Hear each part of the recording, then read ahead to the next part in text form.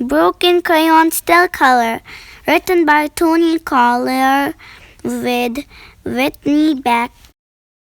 Avery loved coloring. She didn't have many crayons, but yellow flamingos and green unicorns were more fun anyway.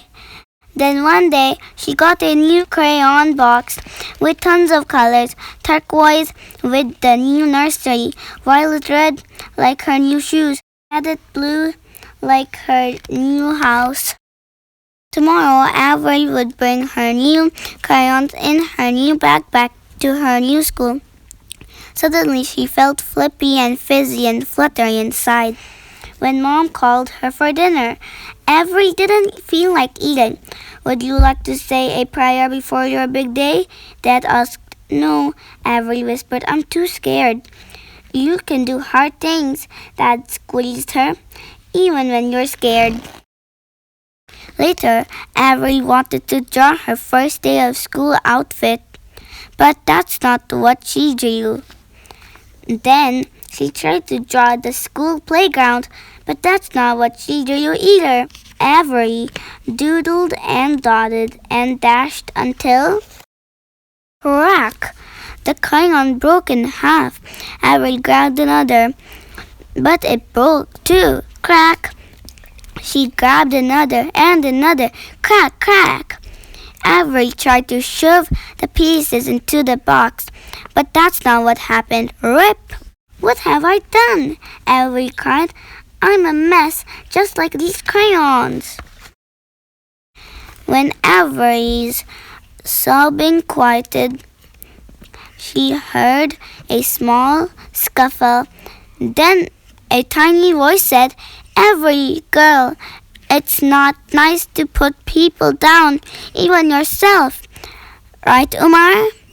Avery's red crayon was talking and walking, and Umar, the orange crayon, was bouncing. "That's right, Ruby. Guys, don't forget Mamma Me. Guys, don't forget Mamma Me." Beatrice, the blue crayon, called. "Here, let me help, Beatrice," the purple crayon said. "And how about you, Grace?" "Thanks, Pedro. You are so sweet."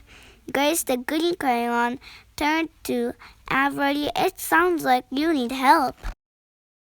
Before Avery could reply, Umar said, "Whoa, these drawings are amazing."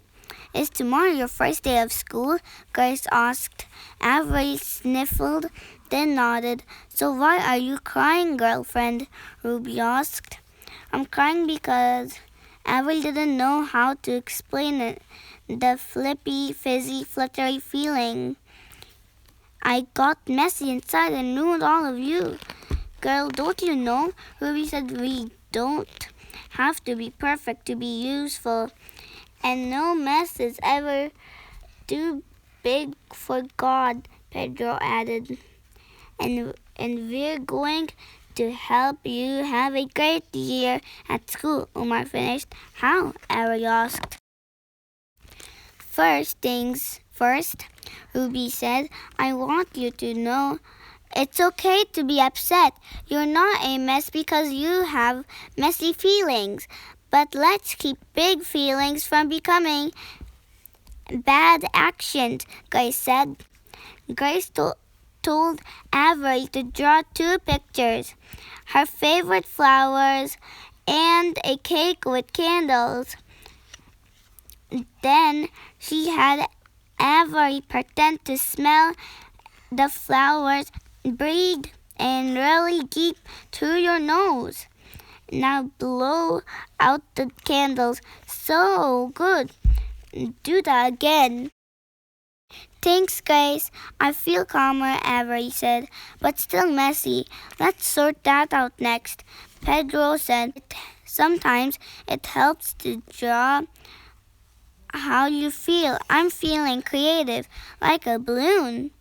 "You can draw an elephant when you're angry and want to stomp things," Ruby said. "Or a rainy day when you're boo." Beatrice said. Avery decided she was feeling anxious, excited, and a little afraid. The next morning on the school bus, Avery wanted to sit next to someone, but that's not what she did. Avery, Pedro popped out of her backpack. Life is more fun with friends. But who would want to be my friend? Avery asked. Who wouldn't? Pedro said. You're kind and thoughtful and fun, Omar said. Draw a picture to remember what a blast you are. Most of all, Pedro added, you are brave. You can do hard things even when you're scared. Hey, Avery's dad said that to her all the time. Avery decided she was brave enough to make a new friend, and she knew just how to do it. Outside school, Avery walked up to the girl from the bus. Her chest thumped. But she said, Hi, I'm Avery. I drew this for you.